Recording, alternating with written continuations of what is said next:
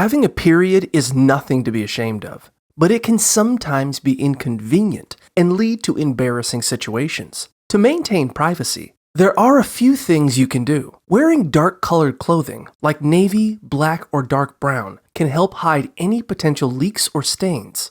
If you do end up with stained pants while in public, you can tie a sweater around your waist to hide the stain until you can change. If you find yourself in need of a pad or tampon while out with friends or in a public bathroom, don't hesitate to ask for one. In the event of a period accident without a change of clothes, reach out to a friend or family member for help. If your clothing does get stained, rinse the item in cold water and treat the stain with hydrogen peroxide or a color-fast stain remover before washing it on a cold cycle. To prevent leaks, consider using 2 forms of period protection simultaneously, such as a menstrual cup with a stationary napkin. Make sure to have extra boxes of your preferred period products on hand, and consider purchasing waterproof bags to store them discreetly.